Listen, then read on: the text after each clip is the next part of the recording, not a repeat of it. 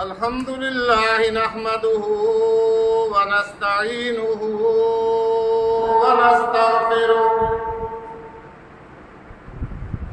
ونؤمن به ونتوكل عليه ونعوذ بالله من شرور أنفسنا ومن سيئات أعمالنا من يهده الله فلا مضل له ومن يضلله فلا هادي له ونشهد أن لا إله إلا الله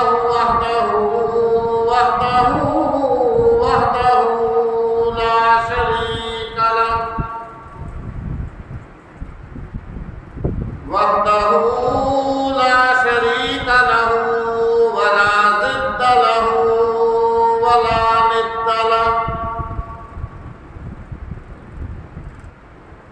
وحده لا شريك له ولا مثل له ولا مثال له ولا تمثيل له ونشهد أن سيدنا وسندنا وحبيبنا وحبيب ربنا وحبيبنا وحبيب ربنا وطبيبنا وطبيب قلوبنا ومولانا محمد ومولانا ومرشدنا وهادينا محمدا عبده ورسوله أرسله الله إلى كافة للناس بشيرا ونذيرا وداعيا إلى الله بإذنه وسراجا منيرا يا أيها النبي إنا أرسلناك شاهدا ومبشرا ونذيرا أما بعد فأعوذ بالله السميع العليم من الشيطان الرجيم بسم الله الرحمن الرحيم يا أيها الذين آمنوا أطيعوا الله وأطيعوا الرسول ولا تبطلوا أعمالكم صدق الله مولانا العظيم وبلغنا رسوله النبي الكريم ونحن على ذلك من الشاهدين والشاكرين والحمد لله رب العالمين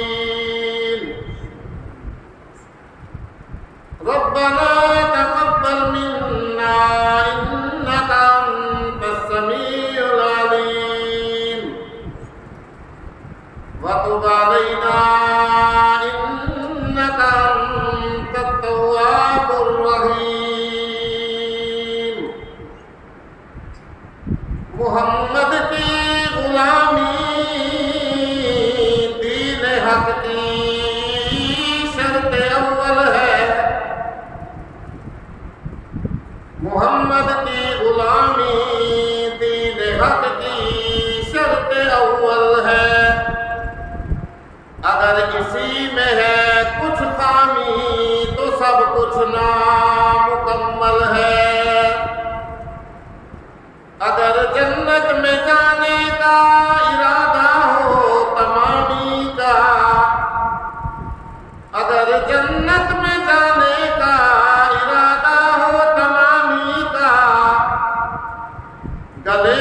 ڈال دیجئے توق محمد کی غلامی کا۔ شوق اور محبت سے لوگوں نے کہا اللہم صلی علی محمد وعلی آل محمد کما صلیت علی ابراہیم وعلی آل ابراہیم انک حمید مجید۔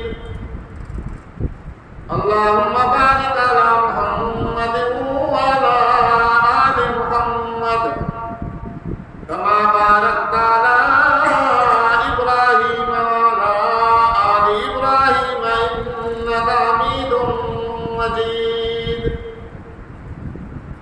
هو الحبيب الذي ترجى شفاعته لكل هول من الأهوال المقتحم۔ يا رب صل وسلم دائما أبدا على حبيبك خير الخلق كلهم۔ سبحانك لا علم لنا إلا ما علمتنا إنك أنت العليم الحكيم۔ رب اشرح لي صدري ويسر لي أمري واحلل عقدة من لساني يفقهوا قولي۔ اللهم رب زدني علما اللهم رب زدني علما اللهم رب زدنا علما۔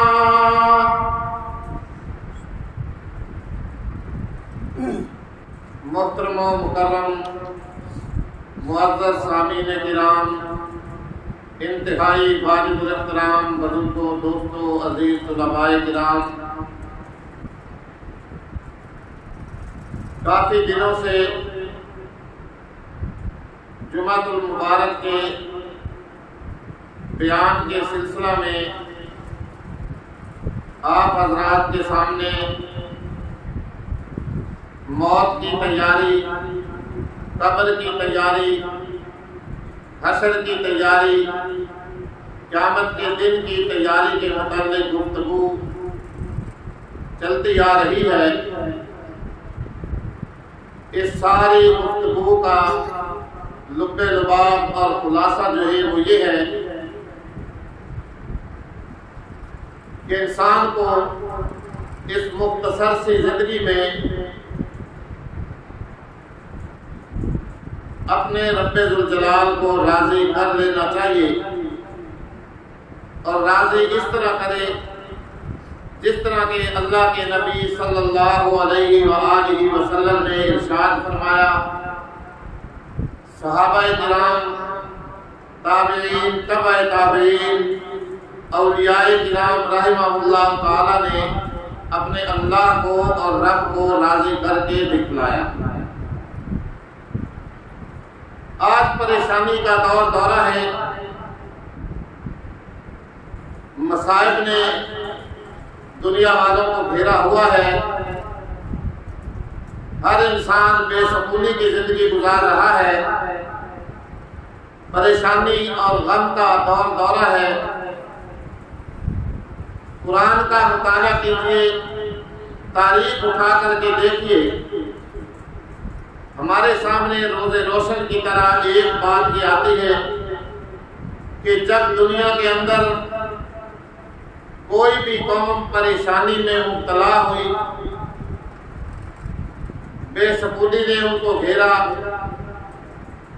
غم اور مصائب ان کا رات دن کا اوڑھنا اور بچھونا بن گیا، دنیا کی اقوام جب مشکلات میں مبتلا ہوئی، نہ جانے کا راستہ رہا، نہ ٹھہرنے کا راستہ رہا، نہ رات کا چین رہا، نہ دل کا سکون رہا،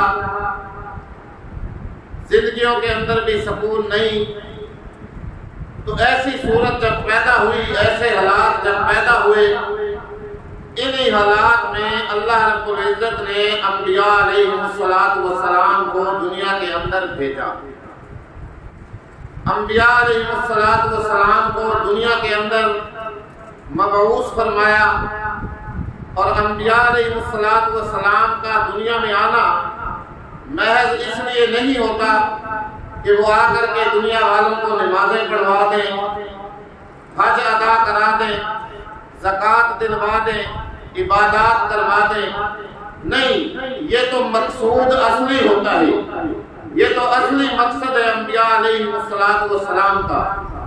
لیکن اس کے ساتھ ساتھ دنیاوی مسائل سے چھٹکارا دلانا، دنیاوی غموں سے نجات دلانا، دنیاوی پریشانیوں اور مصیبتوں کو دور کرنا، یہ بھی انبیاء علیہ السلام کی فرائض منصبی میں داخل ہوتا ہے.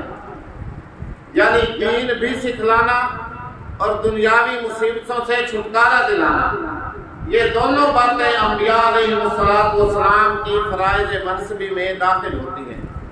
جب ہم قرآن پڑھتے ہیں، قرآن کا مطالعہ کرتے ہیں، تو یہ ساری چیز ہمارے سامنے روز روشن کی طرح واضح ہوتی ہے. سیدنا موسیٰ علیہ السلام کے حالات پڑھ کے دیکھیں، ان کے واقعات پڑھ کر کے دیکھیں کہ جب ان کی قوم بنی اسرائیل کو فرعون نے اپنے چنگل میں لیا، طرح طرح کی ان سے خدمتیں لیتا تھا، طرح طرح کی بگاریں لیتا تھا، ہر طرح سے ان کو ذلیل اور اچھوت بنا کے اس نے رکھا ہوا تھا. وہ قوم جو انبیاء علیہ السلام کی اولاد تھی، بالکل پسماندہ بن کر کے رہ گئی، جن کے بارے میں اللہ کا قرآن فرماتا ہے، فرمایا یا بنی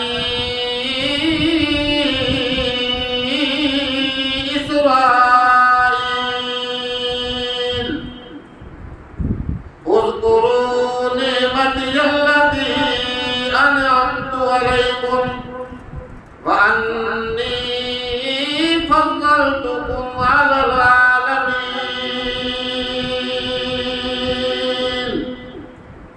اے بنی اسرائیل، اے اسرائیل کی اولاد، اذکروا نعمتی التی انعمت علیکم، میری نعمتوں کو یاد کرو، میرے احسانات کو یاد کرو، میرے انعامات کو یاد کرو کہ میں نے تمہارے اوپر کیا کیا انعامات کیے، کتنے احسانات کیے.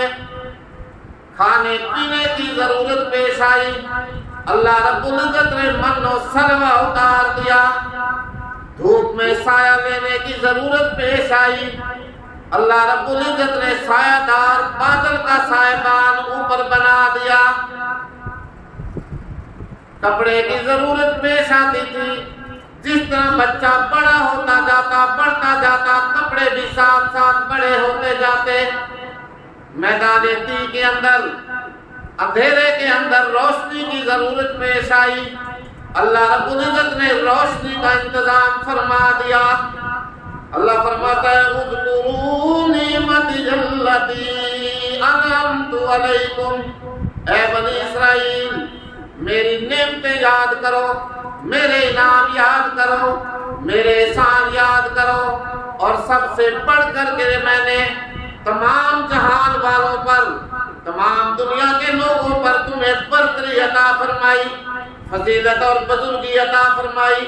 سب سے بڑا میں نے تمہیں جہان والوں میں بنایا. وَأَنِّي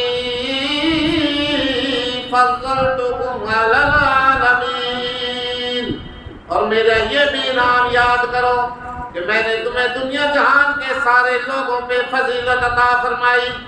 یہ بنی اسرائیل انبیاء علیہ السلام کی قوم جب سرکشی کے اندر بڑھتی چلی گئی، نافرمانیوں میں بڑھتی چلی گئی، طغیانیوں میں بڑھتی چلی گئی، ظلم و جور کے اندر بڑھتی چلی گئی، گناہ ان کا رات دن کا شیوا بن گیا، تو اللہ رب العزت نے ان لوگوں کو پریشانیوں میں مبتلا کیا، غموں نے ان کو گھیر لیا، مصائب ان کا دن رات کا اوڑھنا اور بچھونا بن گئے.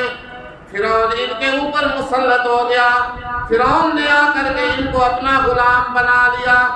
جب یہ حالات پیدا ہوئے تو اللہ رب العزت نے سیدنا موسیٰ علیہ السلام کو پیغمبر بنا کر کے بھیجا، انہیں مبعوث فرمایا، دین سنایا، دینی احکامات سنائے، راہ راست پہ لانے کی کوشش کی، ہدایت پہ لانے کی کوشش کی. لیکن اس کے ساتھ ساتھ اللہ رب العزت نے یہ بھی موسیٰ علیہ السلام کو حکم فرمایا اذهبا الى فرعون انه طغى کہ اے موسیٰ دونوں بھائی ہارون بھی اور تو بھی جاؤ فرعون کے پاس جا کر کے حاضر ہو جاؤ اور بنی اسرائیل کی آزادی کے لیے کوشش کرو۔ بنی اسرائیل کو فرعون نے بالکل اچھوت بنا کے رکھا ہوا ہے، غلام بنا کے رکھا ہوا ہے، ان کے بیٹوں کو ذبح کرتا ہے، بیٹیوں کو زندہ چھوڑ رہا ہے، ان سے بھی طرح طرح کی خدمتیں اور بکاریں لے رہا ہے۔ بہرحال بات بڑی لمبی ہو جائے گی۔ سیدنا موسیٰ علیہ السلام دنیا کے اندر تشریف آوری ہوئی اور بالآخر فرعون جو تھا وہ دریائے بحر کلزم کے اندر غرق ہو گیا، اور سیدنا موسیٰ علیہ السلام اور ان کی قوم بنی اسرائیل کو فرعون کی غلامیوں سے پھر کیا ملی؟ نجات مل گئی۔ توبہ طائب ہوئے، اللہ سے دعائیں کی، گناہوں کی معافی مانگی، جس کے نتیجے میں فرعون غرق ہو گیا اور بنی اسرائیل کو کیا مل گئی؟ آزادی مل گئی۔ پھر ایک دور آیا، ان کی سرکشیاں نافرمانیاں بڑی مشہور ہیں۔ پھر ایک دور آیا، دانیال علیہ السلام اللہ کے پیغمبر ہیں، بنی اسرائیل جب پھر نافرمانیوں میں بڑھتے چلے گئے تو دانیال علیہ السلام نے انہیں سمجھایا کہ لوگوں گناہوں سے باز آ جاؤ، اللہ کی نافرمانیوں سے باز آ جاؤ، اللہ کا حکم مانو، پیغمبر وقت کی بات مانو، اللہ کی اطاعت کرو، اللہ کے رسول کی اتباع کرو۔ لیکن قوم نے ایک نہ سنی، قوم جو تھی اور نافرمانیوں میں بڑھتی چلی گئی۔ اللہ اکبر۔ تو دانیال علیہ السلام نے سارا کچھ انہیں بتایا کہ کہیں ایسا نہ ہو اللہ کی گرفت کے اندر ہم آ جائیں، اللہ کا عذاب ہمیں آ کر کے گھیر لے، کوئی مصیبت کوئی پریشانی پھر نہ کھڑی ہو جائے۔ چنانچہ بات مختصر کرتا جاؤں، جب یہ حالات پیدا ہوئے تو اللہ رب العزت نے ان کے اوپر بخت نصر جو بادشاہ تھا، ظالم جابر حکمران، اللہ نے ان کو مسلط، ان کے اوپر اس بادشاہ کو، ظالم جابر حکمران کو مسلط کر دیا۔ اس نے آ کر کے 70,000 کے قریب، اللہ رب العزت نے اس کے نتیجہ کے اندر پختہ نصر بادشاہ، ظالم جابر بادشاہ تھا، ظالم جابر حکمران تھا، اس کو اللہ نے ان کے اوپر کیا کیا؟ مسلط کیا، جس نے آ کر کے بیت المقدس کی بے حرمتی کی، وقت کی کتاب جو تھی توریت، اس کو پاؤں کے نیچے روندا، اس کی بڑی بے حرمتی کی، بڑی بے ادبی کی۔ بالآخر نتیجہ یہ ہوا 70,000 کے قریب بنی اسرائیل اس نے کیا کیے؟ قتل کیے، اور 70,000 کے قریب بنی اسرائیل کو وہ قیدی بنا کر کے لے گیا اور ان کو جا کر کے جیل کے اندر ڈال دیا۔ اب جو لوگ قید ہوئے تھے 70,000 بنی اسرائیل، انہی کے اندر وقت کے پیغمبر اللہ اکبر سیدنا دانیال علیہ السلام کو بھی قیدی بنایا گیا۔ بنی اسرائیل کی بھی مشقیں کسی گئی، اور ساتھ سیدنا دانیال علیہ السلام کو بھی قیدی بنا کر کے جیل میں لے جایا گیا اور ان کی بھی مشقیں کس دی گئی۔ تو جب یہ حال ہوا تو اس وقت دانیال علیہ السلام نے فرمایا دیکھو میں اس دن سے تمہیں ڈرایا کرتا تھا کہ کہیں ہمارا یہ حال نہ ہو جائے۔ اللہ اکبر۔ اور دانیال علیہ السلام اللہ کے نبی ہیں، اللہ کے پیغمبر ہیں، جیل کے اندر رات دن اللہ اللہ کی صدا بلند کرتے ہیں۔ جیل خانہ جیل تو نہ رہا، ایک بہت بڑا عبادت خانہ بن گیا۔ یہ دیکھ کر کے سپرینٹینڈنٹ جیل جو تھا وہ بھی معتقد ہو گیا، اور عملہ والے بھی معتقد ہو گئے کہ یہ تو بھائی بڑا کوئی نیک پاک اور صاف قیدی ہے، رات دن اللہ اللہ کرتا ہے، اللہ کی عبادت کرتا ہے۔ تاریخ لکھتی ہے، بات مختصر کرتا جاؤں، اور بات سننے کی یہ سمجھنے کی ہے کہ یہ نتیجہ کس کا تھا؟ اللہ کی نافرمانیوں کا نتیجہ، وقت کے پیغمبر کی بات نہ ماننے کا نتیجہ، دین کی بات نہ سننے اور نہ ماننے کا یہ نتیجہ نکلا۔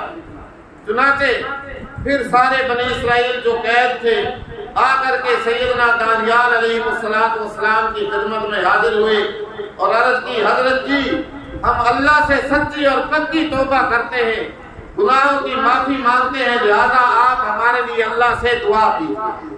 اللہ ہمیں آزادی عطا فرمائے، اس قید سے ہمیں جو ہے نکالے۔ اب ہم اللہ کی نافرمانی نہیں کریں گے، گناہ نہیں کریں گے۔ انبیاء علیہ السلام کی شفقت، پیار، محبت جو ہوتی ہے وہ والدین سے بھی بڑھ کے ہوتی ہے، والدین سے بھی بہت زیادہ ہوتی ہے۔ بہرحال سیدنا دانیال علیہ السلام نے دعائیں کی، بادشاہ وقت کو ایک خواب آیا، اس کی تعبیر کسی کو بھی معلوم نہیں تھی۔ دانیال علیہ السلام نے خواب بھی بتلایا، تعبیر بھی دی، جس کے نتیجہ میں پھر دوبارہ بنی اسرائیل کو کیا ملی؟ آزادی ملی۔ یہ باتیں جو میں آپ کو سناتا ہوں کانوں کے چسکے کے لیے نہیں، آج ہم بھی بہت سے مصائب میں مبتلا ہیں، بے سکونی کی زندگی گزار رہے ہیں، کوئی ہماری زندگیوں میں سکون نہیں ہے، ہر آدمی بیچارہ پریشانی میں مبتلا ہے، کہیں کوئی عذاب ہے، کہیں کوئی مصیبت ہے، کسی کو کوئی پریشانی ہے، کسی بیچارے کو کسی غم نے گھیرا ہوا ہے۔ یہ سارا محترم بزرگوں، دوستوں، عزیز نوجوانوں، یہ ہماری نافرمانیوں کا نتیجہ ہے، اللہ کی نافرمانی کا نتیجہ ہے۔ اللہ نے بہت سارے انعام ہمارے اوپر فرمائے، بہت سارے احسان فرمائے، ہمیں چاہیے تو یہ کہ ہم اللہ کے انعامات کا شکریہ ادا کریں، اللہ کے سامنے سر بسجود رہیں، اس کی فرما برداری کریں، اس کے نبی کے دین کی اتباع کریں، نبی کی بتائی ہوئی باتوں کی اتباع کریں، اللہ کے نبی کا کہا مانیں۔ چہ جائے کہ ہم لوگ آج اس سے بہت دور چلے گئے۔ شامت اعمال ماں، یہ ہماری بدعمالیوں کا نتیجہ ہے، ساری بدعمالیوں کی شامتیں ہیں۔ خشک سالی کا دورہ ہے، قید سالی نے ڈیرے ڈالے ہوئے ہیں، وقت پہ بارشیں نہیں ہیں، فصلیں نہیں ہیں، اللہ کی طرف سے برکات، رحمتوں کا نزول آج نہیں ہے، اللہ کی ذات ہم سے ناراض ہے۔ خدا را خیال کریں، کوشش کریں کہ کہیں اور ہم اس سے آگے نہ چلے جائیں۔ رونا آتا ہے رات دن ایمان سے دیکھ دیکھ کے، باتیں سن کے۔ اللہ ہمیں معاف فرمائے، معاف فرما دے اللہ تعالیٰ، اس کے خزانے میں کوئی کمی نہیں آتی، اسے کوئی پوچھنے والا نہیں ہے، کہنے والا نہیں ہے۔ اللہ ہم پہ اپنا فضل فرمائے، اپنا کرم فرمائے۔ دعا بھی کیا کرو اور کوشش بھی کیا کرو اس کے ساتھ ساتھ۔ بہرحال بات میں آپ کو سنا رہا تھا کہ انبیاء علیہ السلام کا دنیا میں آنا محض نمازیں پڑھوانے کے لیے اور روزے رکھوانے کے لیے نہیں ہوتا، بلکہ دنیاوی مصائب اور پریشانیوں سے چھٹکارا دلانا یہ بھی انبیاء علیہ السلام کے فرائض منصبی میں داخل ہوتا ہے۔ یہی حالت جو میں نے آپ کو سنائی بنی اسرائیل کی، آخر میں آ کر عرب کے لوگوں کی یہی حالت ہے، عرب کے لوگوں کی۔ جب تک اللہ کے نبی صلی اللہ علیہ وآلہ وسلم کی دنیا میں تشریف آوری نہیں ہوئی تھی، جہالت کا دورہ تھا، کفر و شرک کے گھٹا ٹوپ اندھیرے ہر طرف چھائے ہوئے تھے، اخلاقی تربیت ان کی نہیں تھی، بد اخلاقی کا دورہ تھا، بد اخلاقی ان لوگوں کے اندر کوٹ کے بھری ہوئی تھی۔ جہالت کا تو یہ عالم تھا کہ سب چیزوں کو پہچانتے تھے لیکن اللہ کو نہیں پہچانتے تھے، مختلف قسم کی خداؤں کی عبادت کرتے تھے لیکن اللہ کی عبادت سے محروم تھے، اللہ کی پرستش سے محروم تھے۔ مختلف انہوں نے خدا بنائے ہوئے تھے، مختلف الہ بنائے ہوئے تھے، کوئی بارش دینے والا، کوئی روزی دینے والا، کوئی روٹی کپڑا مکان دینے والا، کوئی بیٹا دینے والا، کوئی بیٹیاں دینے والا، کوئی کام بنانے والا، کوئی کچھ کرنے والا۔ پوجنے والے تعداد میں اتنے نہیں تھے جتنے کہ ان لوگوں نے خدا اور الہ بنائے ہوئے تھے۔ جہالت کا عالم تھا، 360 بت کعبہ کے بیت اللہ شریف کے آس پاس انہوں نے رکھے ہوئے تھے۔ گھر سے باہر جاتے بیت اللہ کا طواف بھی کرتے اور ان الہوں اور خداؤں کی عبادت بھی کرتے، اور 2 بت مخصوص جو تھے وہ کعبۃ اللہ اور بیت اللہ کے اندر رکھے ہوئے تھے۔ بیت اللہ میں داخل ہوتے تھے تو اندر جا کر کے ان کی عبادت کرتے تھے۔ پھر سفر کا خدا الگ تھا، حضر کا خدا الگ تھا، گھر کا خدا الگ تھا۔ کہیں سفر میں جاتے تھے، میں جہالت کی بات سنا رہا ہوں، کہیں سفر میں جاتے تھے تو اپنا خدا، اپنا الہ، اپنا معبود جیب میں ڈال کر کے لے جاتے، جہاں ٹھہرتے وہاں جا کر کے اس کی عبادت شروع کر دیتے۔ پھر وہاں بیٹھے بیٹھے اور کوئی خوبصورت خوشنما پتھر نظر آتا وہ پہلے والا خدا جیب میں سے نکال کر کے پھینک دیا اور نیا پتھر خوبصورت اٹھایا اور اس کی پوجا اور پرستش کیا کر دی، شروع کر دی۔ یہ جہالت ان کے اندر پائی جاتی تھی اور بد اخلاقی کا یہ عالم تھا۔ زنا کے نام پہ گناہ الگ ہوتا تھا، نکاح کے نام پہ گناہ الگ ہوتا تھا، حبس ناکی خواہش پوری کرنے کے مختلف طریقے ان لوگوں نے بنائے ہوئے تھے، جیسا کہ آج کل ہمارے معاشرے میں بھی پائے جاتے ہیں مختلف طریقے۔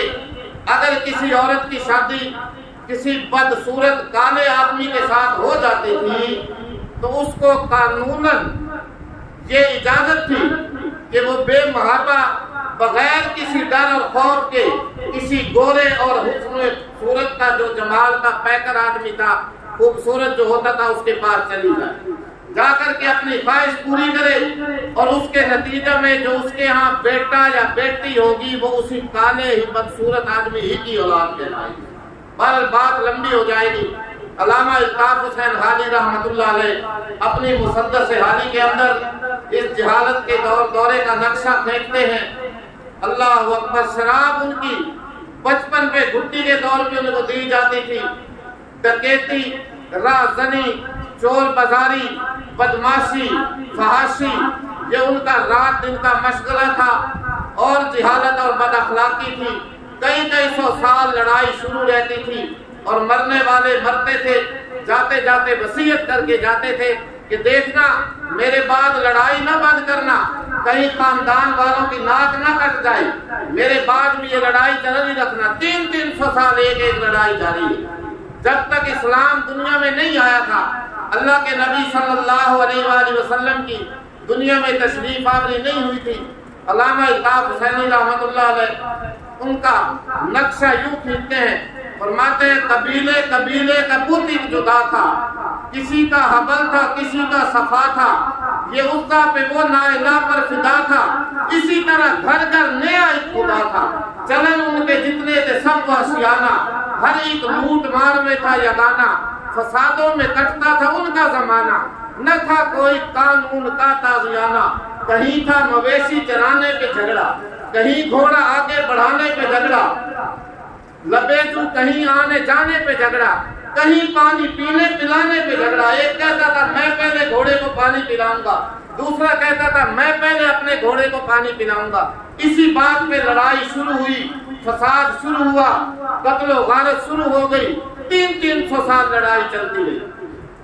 یوں ہی روز ہوتی تھی تکرار ان میں، یوں ہی چلتی رہتی تھی تلوار ان میں، شراب ان کی دن رات کی دل لگی تھی، اللہ اکبر، شراب ان کی گویا گھٹی میں پڑی تھی، جوا ان کی دن رات کی دل لگی تھی۔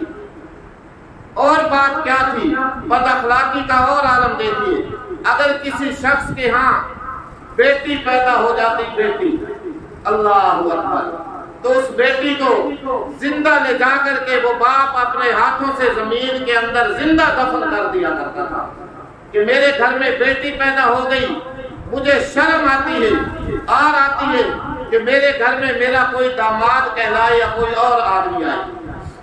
اللہ کا قرآن فرماتا ہے قیامت کا دن ہوگا، نفسا نفسی کا عالم ہوگا، میدان محشر گرم ہوگا، رب ذوالجلال ساری مخلوق کو جمع فرمائے گا، انبیاء بھی جمع ہوں گے، صحابہ بھی جمع ہوں گے، اولیاء بھی آئیں گے، گناہگار بھی آئیں گے، فاسق و فجار بھی آئیں گے۔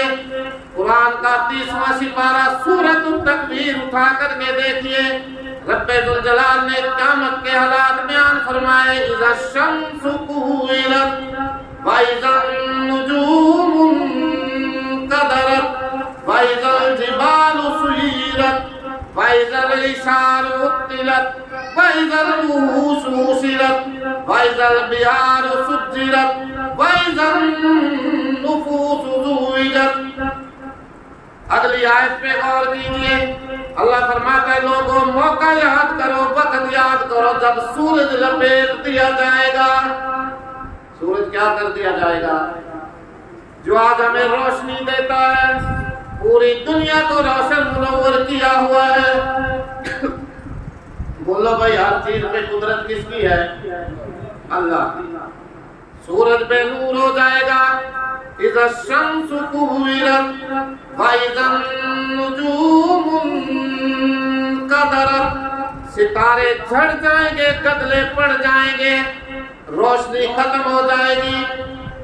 लेकिन मकसद की बात, सारी बात अल्लाह बयान फरमा के आगे फरमाता है व इज़ल मऊदतु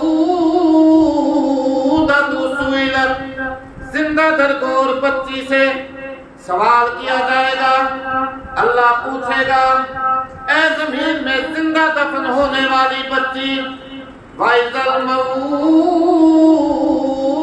सुइलत बिअय्यि ज़ंबिन कुतिलत, जरा आज बोल के बता तेरा गुनाह क्या था, तूने ऐसा कौन सा जुर्म किया था कि तुझे जिंदा जमीन के अंदर दफन कर दिया गया। बड़ी लंबी बात है। अल्लाहु अकबर। अल्लाह पूछेगा उस जिंदा दरगोर बच्ची से, उससे क्या बच्ची तेरा क्या जुर्म था, तेरा क्या गुनाह था, तूने ऐसा क्या कर दिया था कि तुझे तेरा बाप अपने हाथों जाकर जमीन में जिंदा दफन करके आया। आज बोल के बता। अल्लाहु अकबर। जिस इंसान के यहाँ, जिस बंदे के यहाँ 4 बेटे होते थे, 2 बेटों को जाके कत्ल कर दिया था कि मेरे पास चारों को देने के लिए रोटी नहीं है, चारों को मैं नहीं खिला सकता। अल्लाह का कुरान आया, मोहम्मद जी शान का फरमान आया, वला तक़्तुलू औलादकुम खश्यत इमलाक नानु नर्जुकुहुम व इय्याकुम। ऐ लोगों, भूख गुर्बत अफलास की वजह से अपनी औलाद को कत्ल न करो। अल्लाह फरमाता है नानु नर्जुकुहुम व इय्याकुम, रिज़्क़ तो मैं देने वाला हूँ, तुम्हें भी और तुम्हारी आने वाली औलाद और नस्लों को भी। बहरहाल बात लंबी हो गई है, खुदा ख्याल करें, अल्लाह की नाफरमानियों से बचें। जो आयत मुबारका मैंने आपके सामने तिलावत की है, उसमें अल्लाह ने यही ऐलान फरमाया, ऐ ईमान वालों, अतीउल्लाह व अतीउर रसूल, अल्लाह की फरमा बरदारी करो और उसके रसूल का कहा मानो। वला तुबतिलू अमालकुम, अपने अमाल को जाया न करो। अल्लाह अमल की तौफीक अता फरमाए। व आखिर दावाना अल्हम्दुलिल्लाह।